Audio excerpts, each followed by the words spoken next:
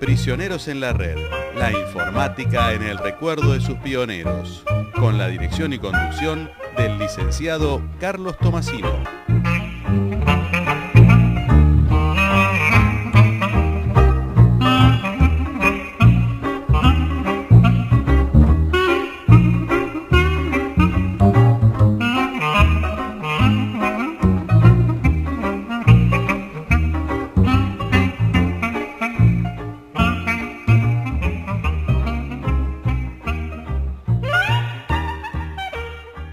¿Qué tal, amigos? ¿Cómo les va? Bienvenidos a Prisioneros en la Red. Un mundo parece nuevo, pero no es nuevo, es antiguo. Hablamos de cosas de la antigüedad. Aquí en Prisioneros somos prisioneros recientes, en todo caso. Vivimos aprisionados desde hace muchos años con la tecnología. Y en la tecnología hay distintas facetas. Están los tecnólogos en sí mismos, están los abogados, que tienen su parte importante, están los administrativos, los administradores, para decirlo con corrección, los que provienen de la temática de la administración, y están los ingenieros que provienen de su parte más hardware, más ferrosa, y que tiene que ver con la temática de la computación. Prisioneros hoy recibe a mi querido amigo Eduardo Molinero. Eduardo Pedro Molinero, para decirlo como él mismo se autoproclama. Bienvenido, Eduardo. Muchas gracias. Y desde ya me gusta eso de mi querido amigo, lo cual sabes que es recíproco. Con Eduardo nos conocemos desde más de 35 años, que arrancamos en las temáticas de los congresos que tenían que ver con la informática, y Eduardo se ha convertido con los años también en parte de la fundación que yo presido y muy colaboracionista respecto de las temáticas del consejo profesional que también tiendo a liderar. Pero no te traje para hablar de las cosas actuales. Quizás a última instancia hablemos de la actualidad y del futuro, porque me gusta cerrar no solo con las cosas del pasado, sino con el más adelante. Sí. Eduardo, ¿por qué estamos vinculados con la informática?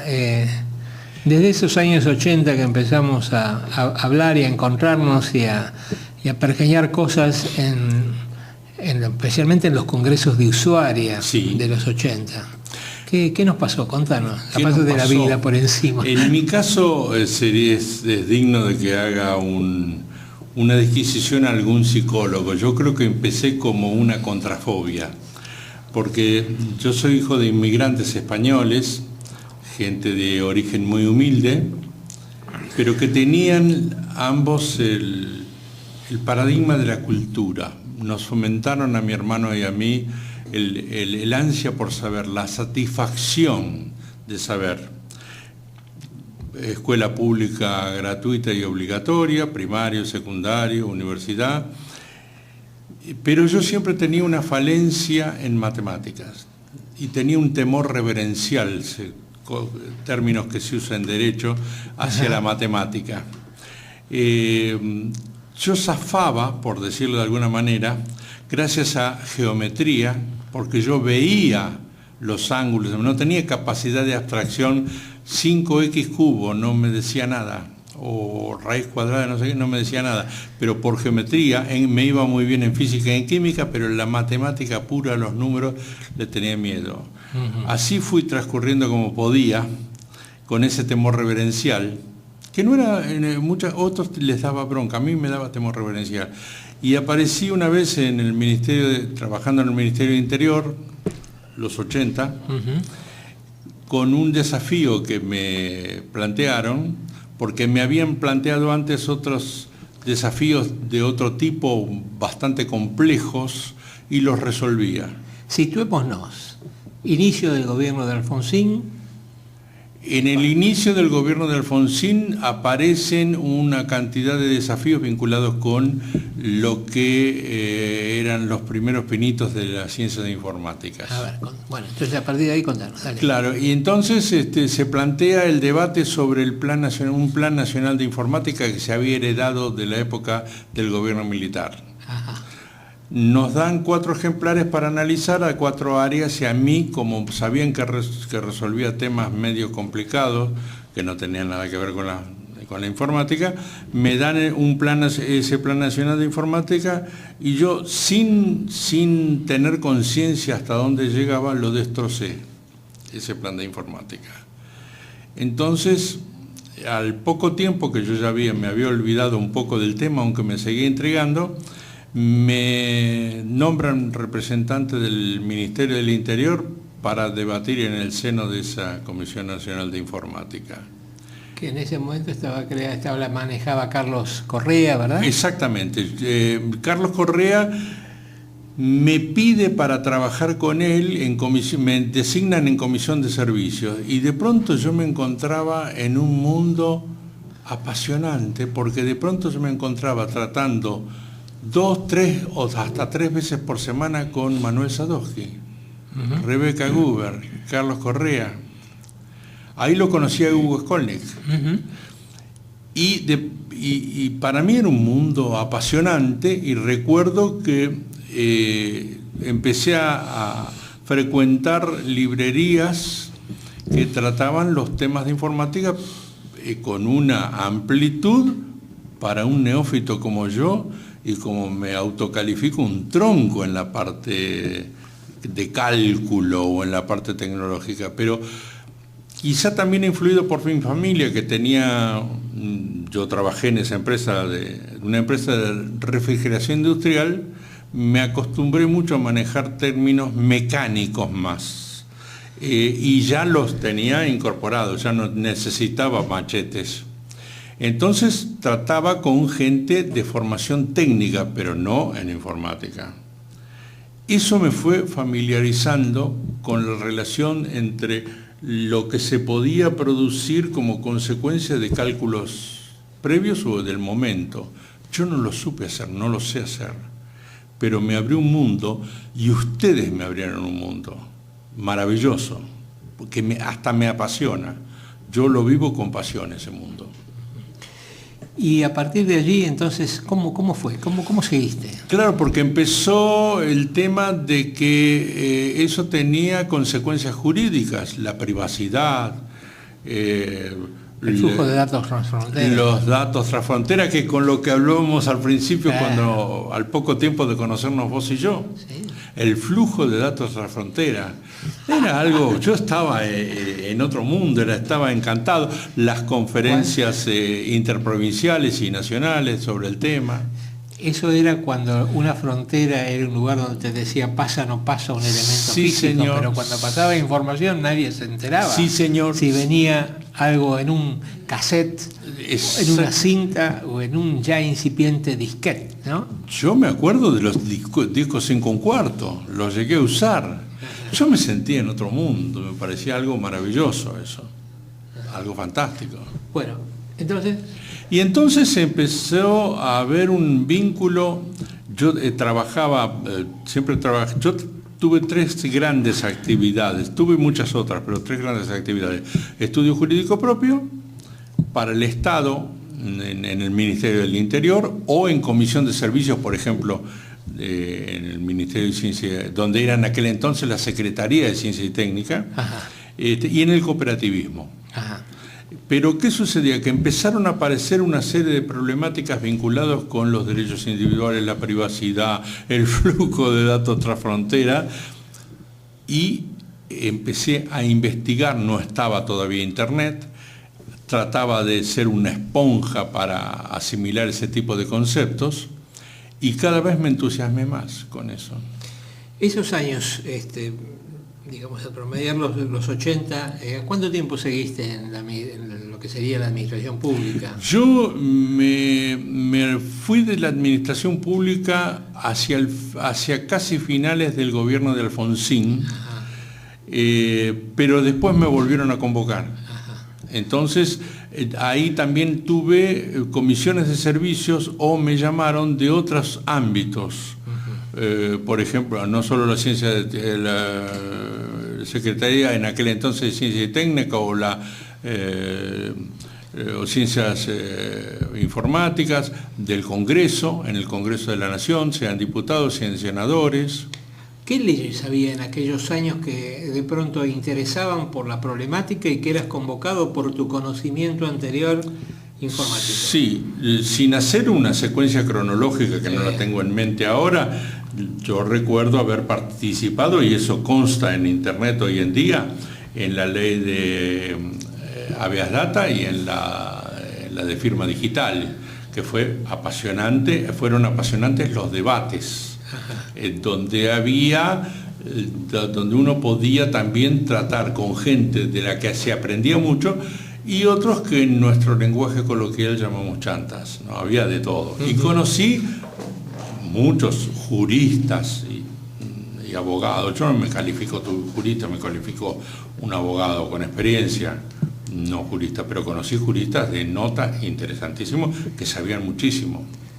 En ese momento se hablaba, yo recuerdo, de la informática jurídica. Sí. ¿Ese concepto de informática jurídica fue omnipresente? ¿Murió en algún momento? No. Te estoy hablando de los 80, ¿verdad? Sí, exactamente. Bueno, justamente recuerdo que cuando a días de haber asumido el gobierno de Alfonsín, me llaman de otra área donde yo no estaba todavía en ese área, para ver si yo, que ya había llegado a las autoridades que yo en ese momento no conocía, al ministro Trócoli, en aquel entonces, había llegado información de que yo me las rebuscaba, entendía del tema. Y me dicen, por favor, que lo acompañe al subsecretario de Asuntos Institucionales, al SAIJ. Sistema Argentino de Informática Jurídica, que estaba Rafael Bielsa. Y yo a Bielsa lo conocía de los congresos en los que participábamos y éramos parte de las chanzas típicas de ustedes, de los informáticos, porque decían, siempre tiene que haber abogados colados. Y éramos 3 abogados. Uno era Bielsa, otro era yo, otro abogado que falleció. ¿Y qué sucedía? Que cuando había que plasmar los acuerdos a que se había llegado entre los representantes de las provincias y la nación, generalmente quien nos facilitábamos la forma de decirlo en forma legal, coherente, etcétera, éramos los abogados. Claro. Y ya teníamos un cierto nombrecito entre ustedes, entre la comunidad de los informáticos, y ya después nos recibían bien, siempre nos recibieron bien, pero ya era sin tanta ironía o chanzas. Y entonces informática jurídica, recuerdo que volvió en aquel entonces el subsecretario de Asuntos Institucionales, no había tantos ministros y tantos secretarios, pero era un hombre muy respetado, comentándole, nos llaman al despacho de Trócoli, comentándole al ministro de Interior que para él, no me olvido más, de donde habíamos estado era un lugar como el de la máquina de capar monos, no me olvido más de eso. Era un hombre de pergamino y tenía frases gauchescas, y que gracias a mí, que por favor que no lo apartaran. Entonces me pidió que yo pasara al área de él.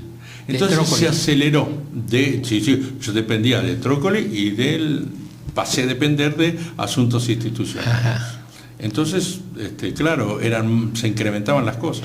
Decime, y digamos, este tema de la informática jurídica permaneció en el tiempo, porque yo creo que en los 90 medio... Sí, quedó... eso se diluyó, se fue diluyendo de a poco en los 90, lo de la informática jurídica, porque también evolucionaron los conceptos, también evolucionaron los usos, las costumbres, se sumó mucha más tecnología, y claro, pasaron a ser más amplios los objetivos y quizá otros los objetivos, pero uno los fue acompañando.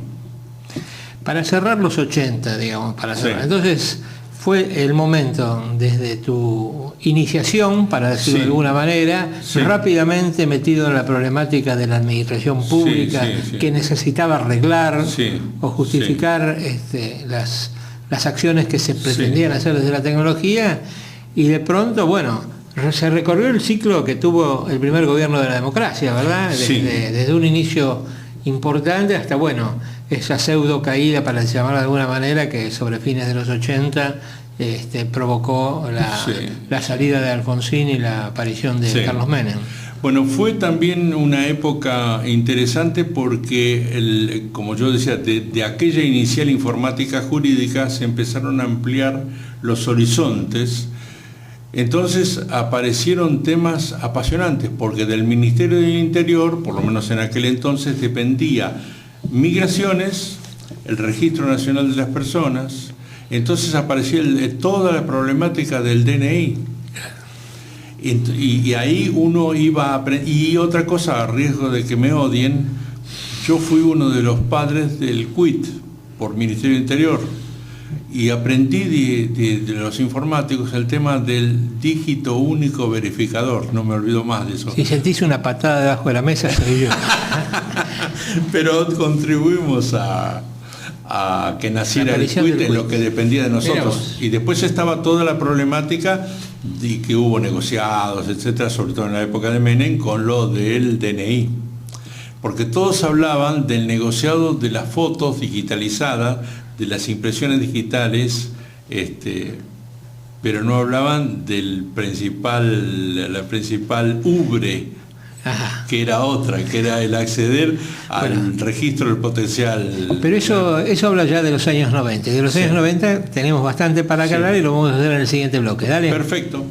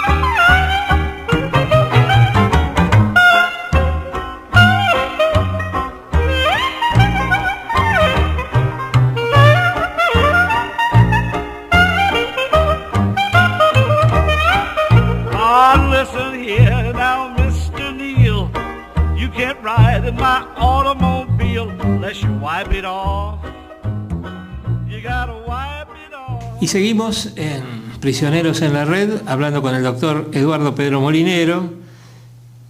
Y yo en realidad querría arrancar ahora, hemos finalizado, a lo mejor demasiado rápidamente, los 80, pero hablemos de los 90. Sí.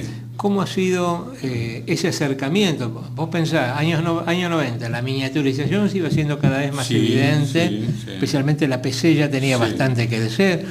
Fue el momento en el cual aparecieron los primeros virus informáticos, ¿te acordás? A principios de los 90 empezó a verse la problemática de que era necesario periciar informáticamente algunas decisiones que se tomaban. Fue el momento de aproximación y en el año 95 llegó Internet, con los problemas que generó Internet. Entonces, contanos de esa época, de los 90. ¿Vos ya eras vuelta funcionario? A mí me habían vuelto a convocar y yo fui director general de Asuntos Jurídicos del Ministerio del Interior, lo cual era todo un honor. ¿Qué te parece? ¿La gestión de quién era? La de gestión de Menem, en la gestión de Menem. Sí, pero ¿quién estaba al frente? El ministro del Interior era Rucau. Carlos Rucau, en aquel momento. Sí. Bueno, los temas eran mucho más amplios que lo que tenía que tratar, que la informática. Pero, claro, se sorprendían porque en aquel entonces, si bien ya estaban más difundidas las PC, que un director general de un área que no era tecnológica, como se conoce lo de todo técnica, pero tecnológica, que usara computadoras ya miraban medio con un aire de respeto, ¿no? Ajá.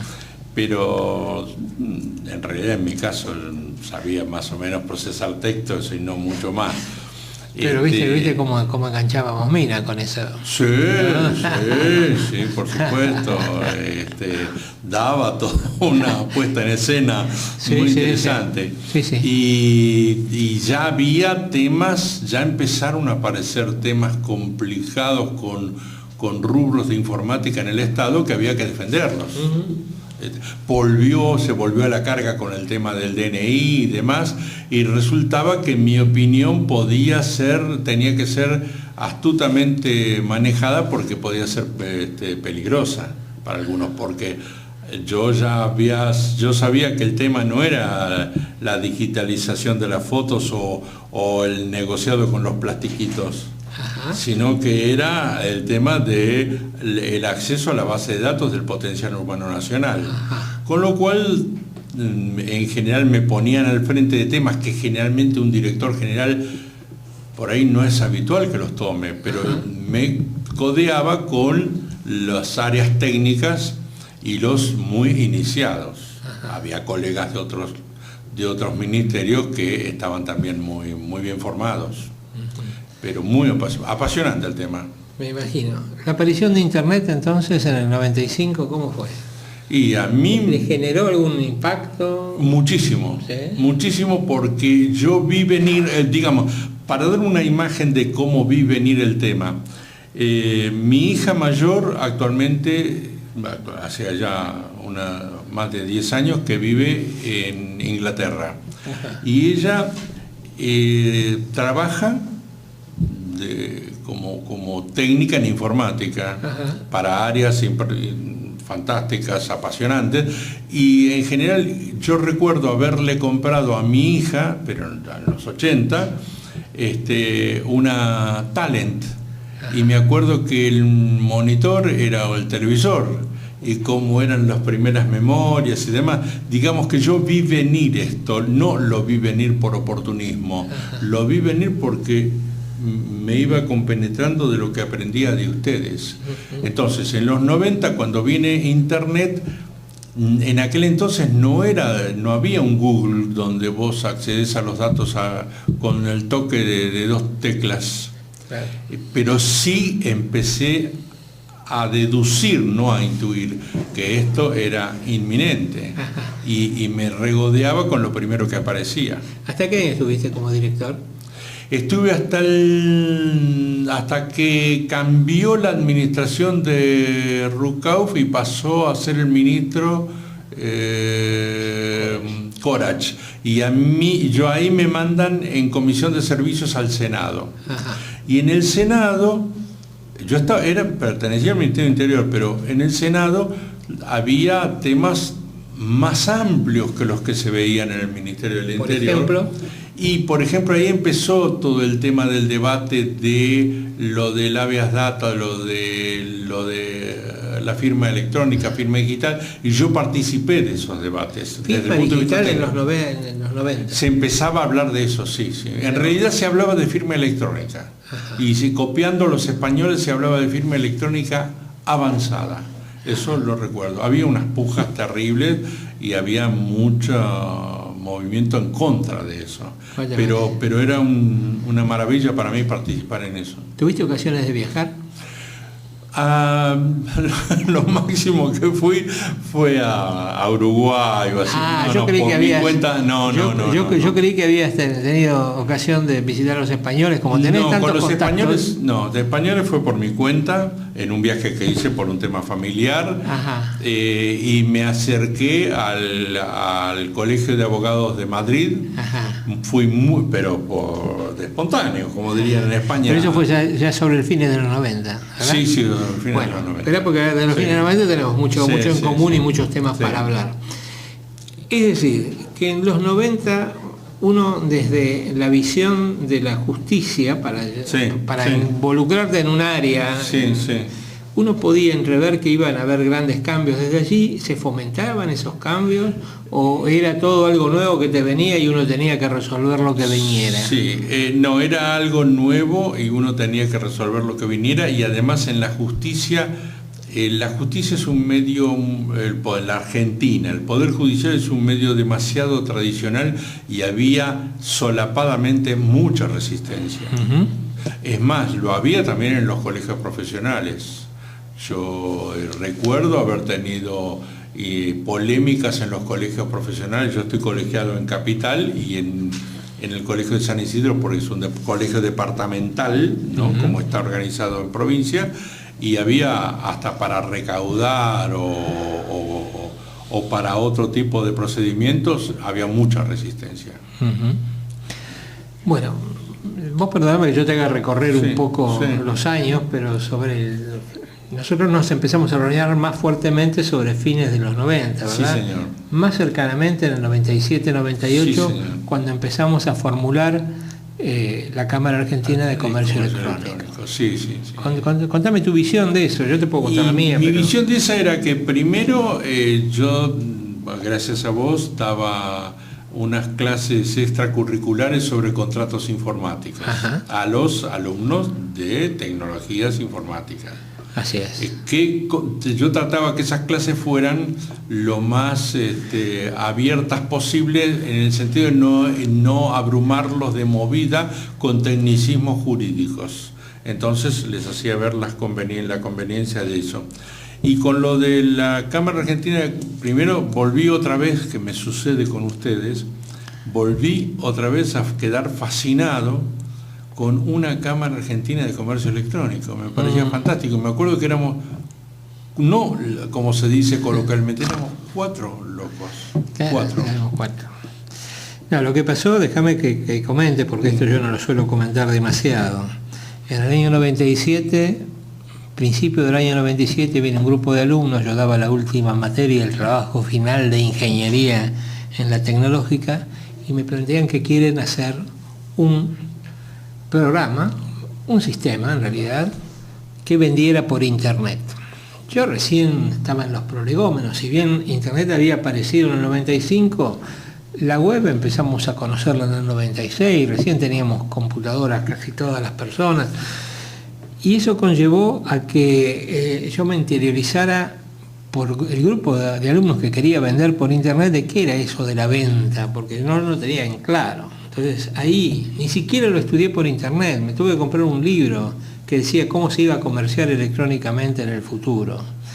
Es más, cuando empecé a hablar de comercio electrónico, todo el mundo, había una cámara de la industria electrónica y todo el mundo creía que ahí compraban los chips o los... Sí. Es decir, había una gran confusión de lo que era comercio electrónico y business, como se llamaba. Sí, y business. Sí. Y allí fue cuando se nos ocurrió con un grupo, 2 o 3 amigos de la Universidad de Belgrano, donde yo estaba en ese momento, y ahí apareciste vos, empezar a pergeñar cómo iba a ser ese contrato inicial de una cámara. Exactamente.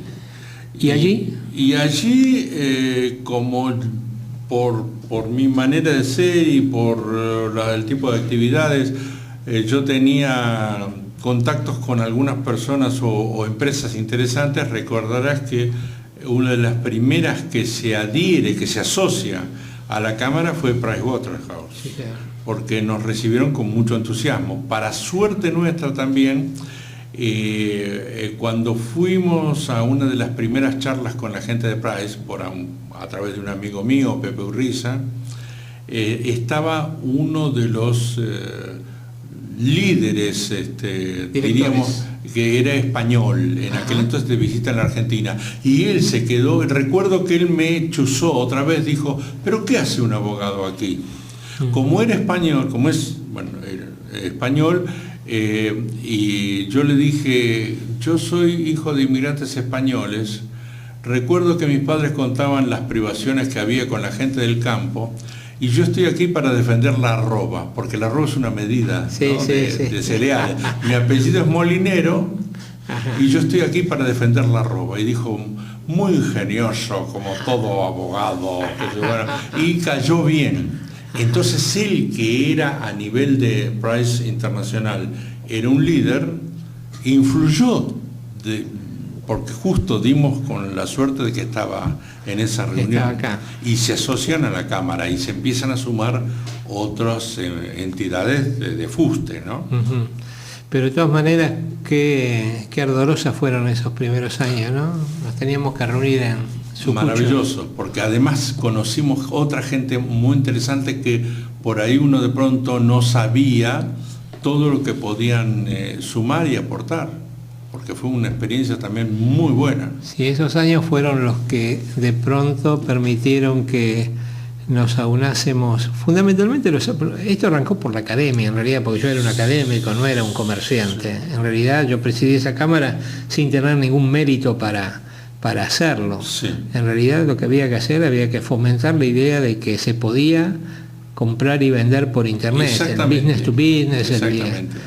Quizás nos adelantamos demasiado a la época. Eso es cierto. Como en otras circunstancias y con otros temas nos adelantamos demasiado, porque ahí en la época de la cámara estaba más maduro el tema de la firma digital. Sí. Que cuando yo digo a principios de los 90, por ahí lo trataban algunos iniciados, nada más. Sí, vos sabés que en el año 99, cuando decidimos mudarnos al edificio de la Cámara de la calle Florida, sí, de pronto se produjo un boom de las .com, y era el año 99. Sí, señor. Yo te diría que en poco más de 4 o 5 meses todavía no había arrancado el gobierno de la Rúa, sí, y de pronto hubo un boom espectacular.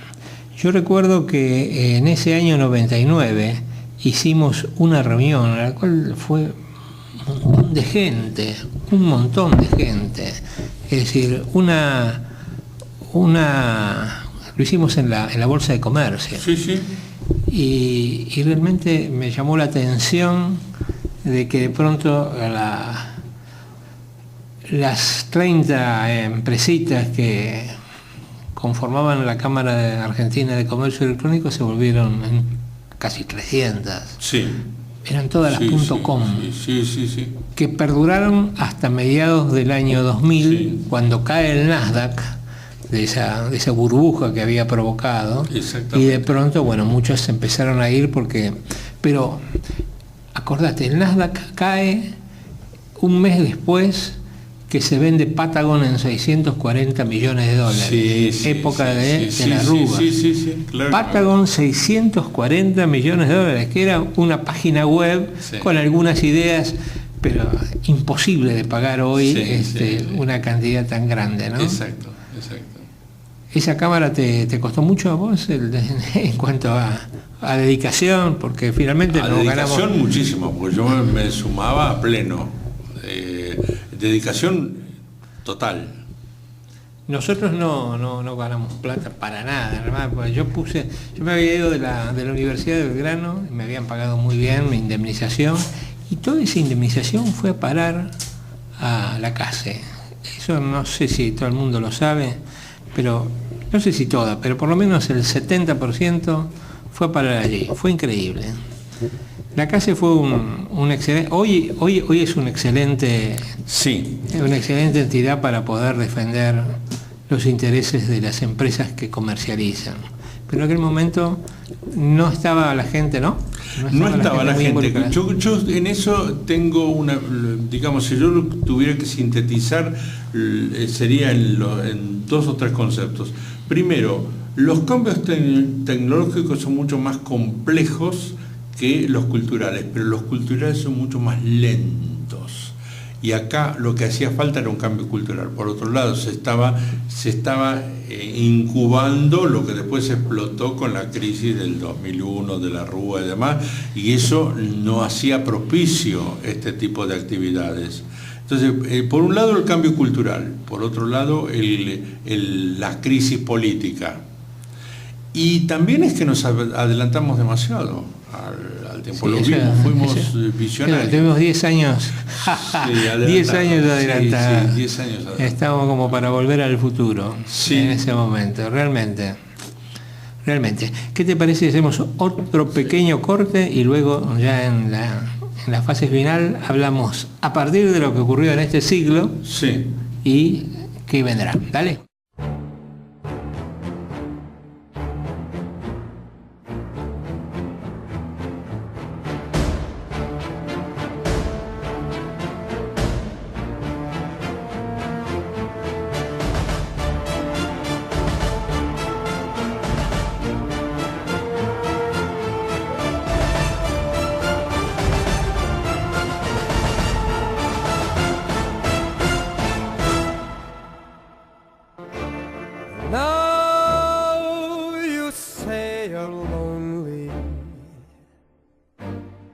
You cry the whole night through. Well, you can cry me a river, cry me a river.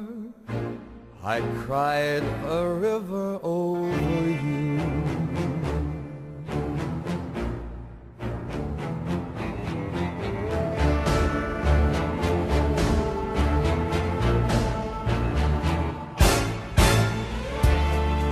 And now you say you're sorry for being so untrue. Well, you can cry me a river, cry me a river, 'cause I cried a river over you. You drove me nearly out of my head, while you never shed a tear, babe.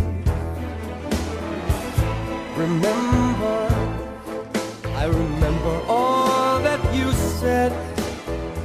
You told me love was too plebeian, told me you were through with me, and now you say you love me. Well, just to prove that you do, why don't you cry me a river? Cry me a river, 'cause I cry a river over you, over you.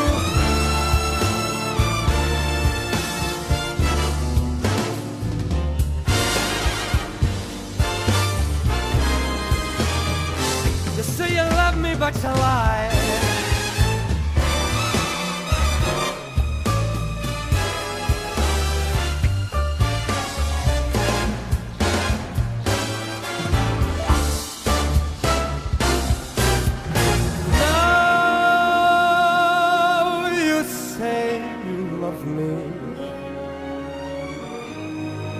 Just to prove that you do, come on and cry me a river.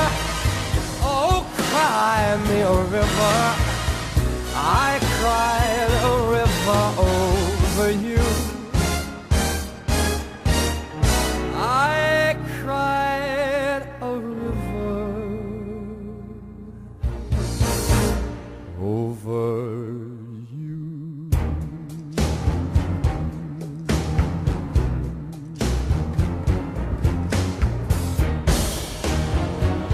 I cried a river. Now you can too. Cry me a river.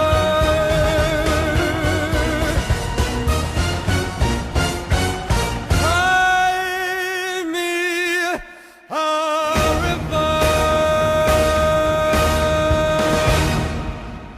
Seguimos en la fase final con Eduardo Pedro Molinero, abogado.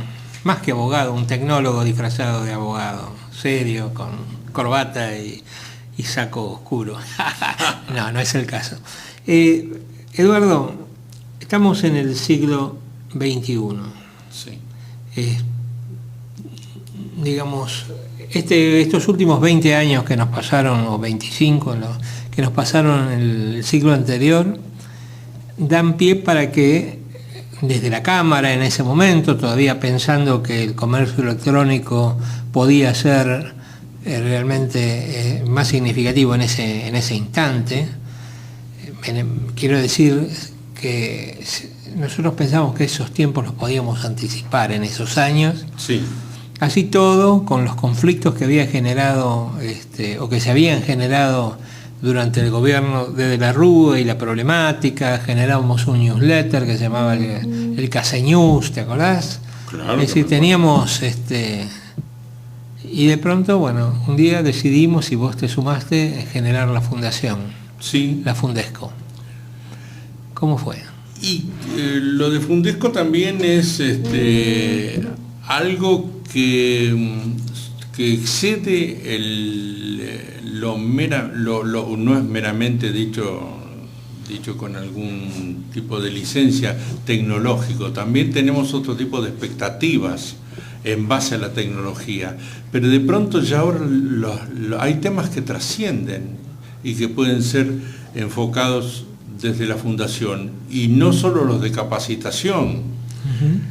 Yo estoy apasionado, vuelvo a sentir algo como lo que me pasó, por ejemplo, que en 1986 a mí me publican en el diario más famoso de los abogados, que es la editorial La Ley, un artículo sobre cibernética y derecho.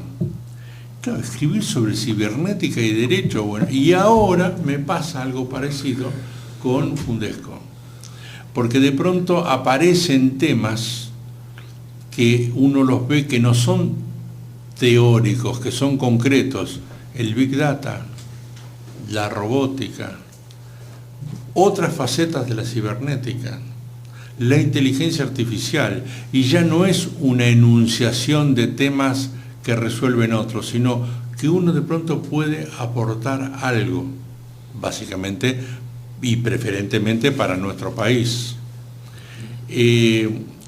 Ya uno trata con nativos digitales, no es mi caso, yo no necesito nativo digital.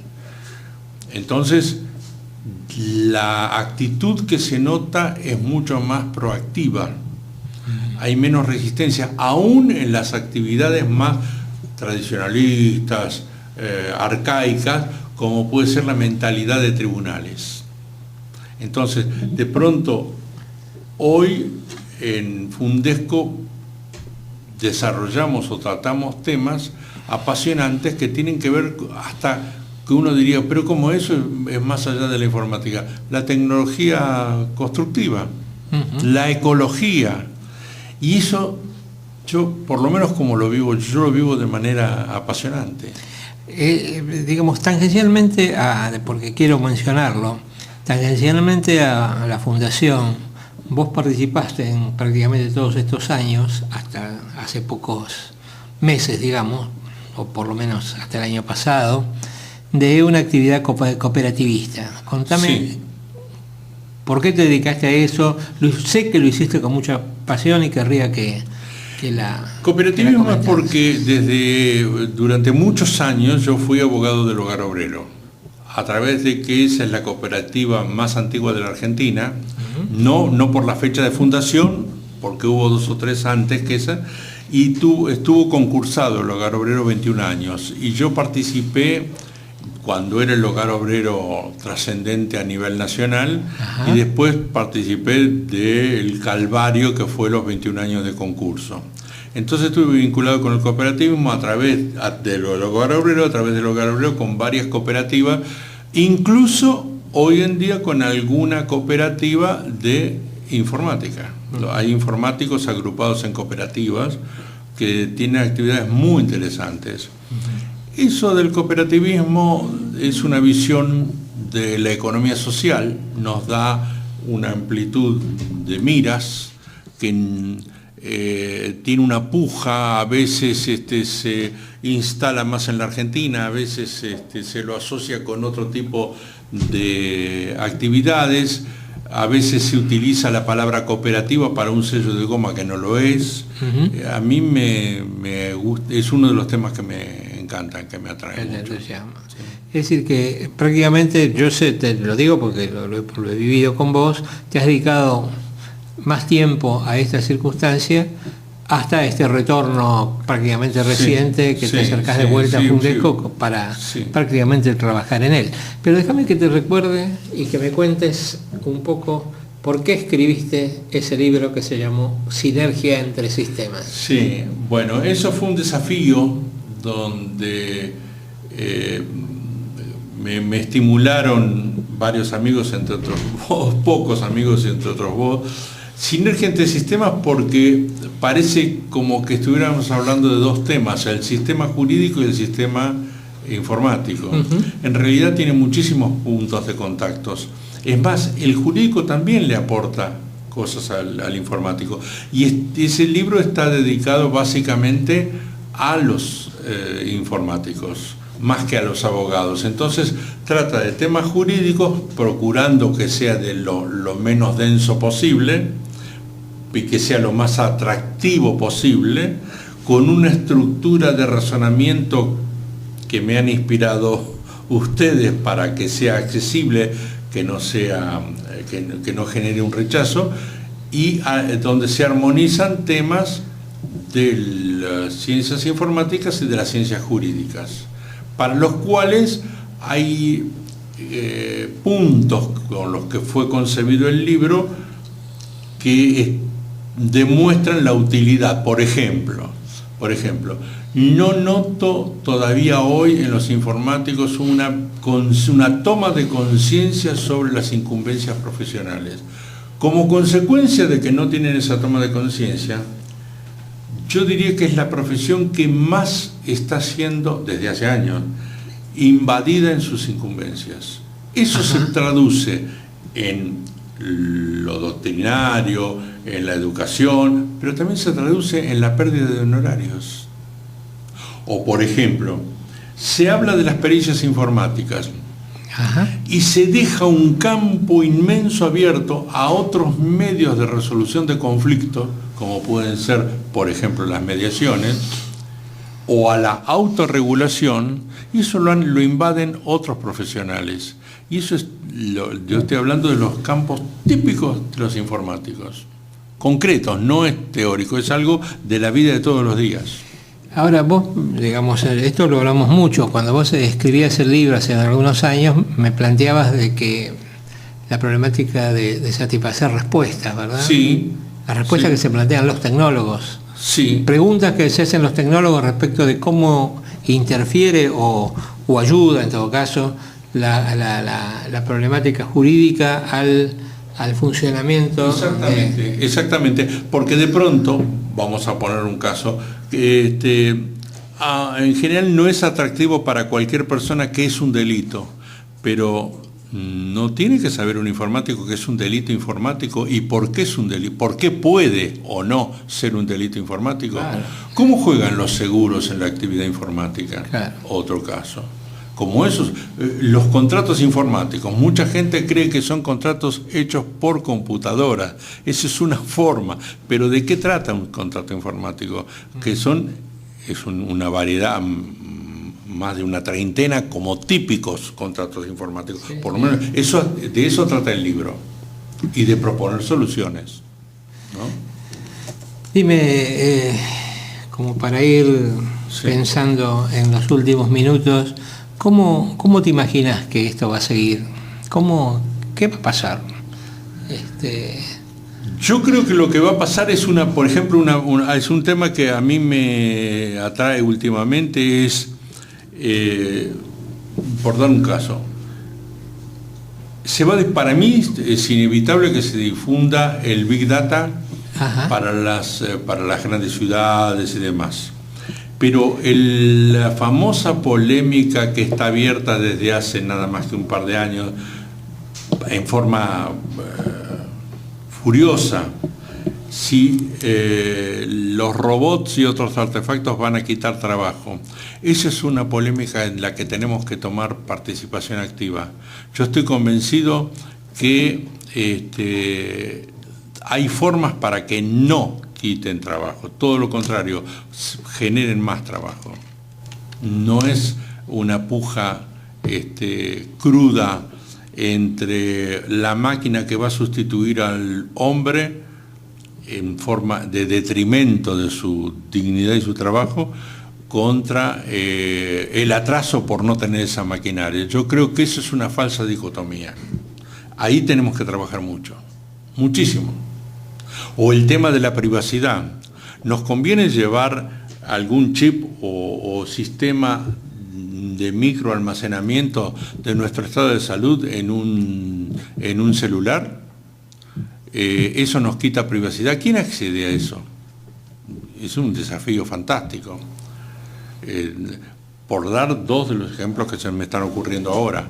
Y sobre eso para mí tenemos que trabajar en estos años ya, no en un futuro remoto. Está buenísimo.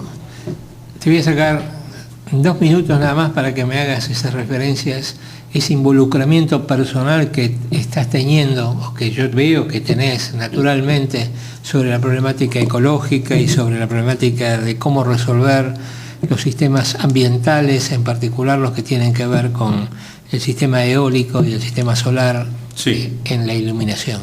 Es un problema que te atañe, que sé que es tuyo, Sí, que lo sí. comentás a diario. Sí. Y bueno, por lo menos contanos de qué se trata. Primero, para mí se trata más, antes que de un problema tecnológico, es de un problema cultural.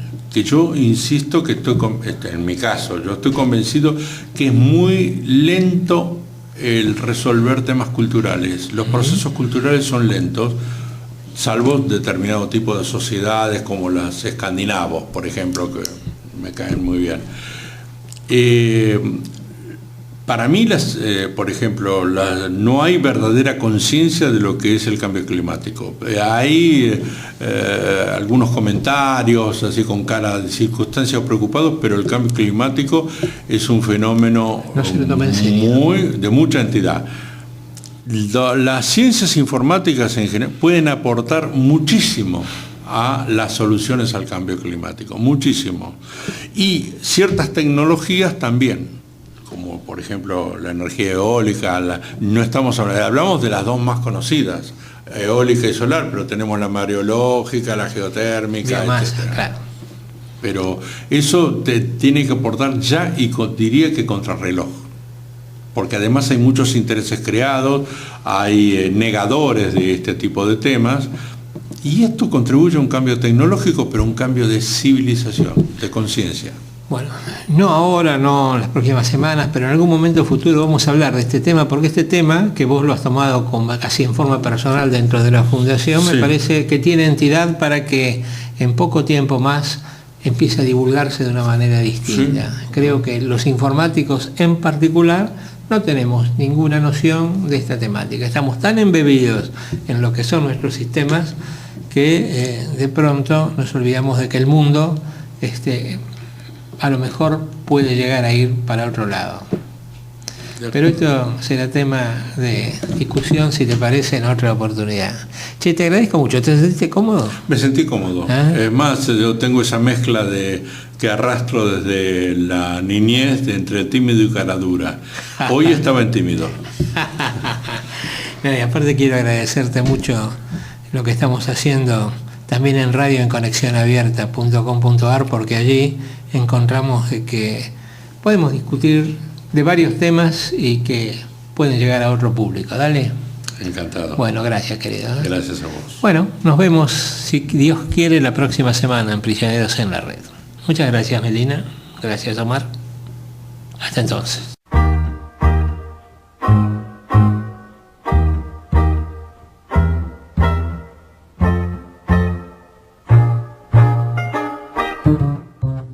Volveremos con Prisioneros en la Red en el encuentro de todos los viernes a las 11 horas y los lunes a las 10, aquí en Fundesco Radio.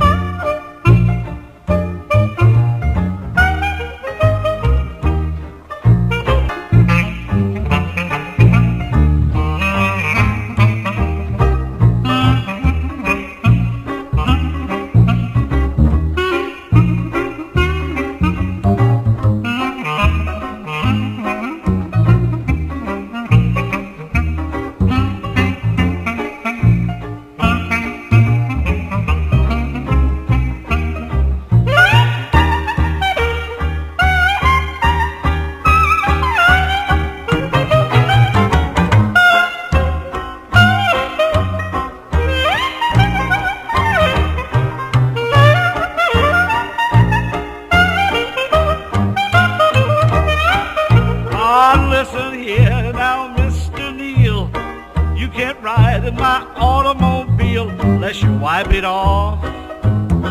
You gotta wipe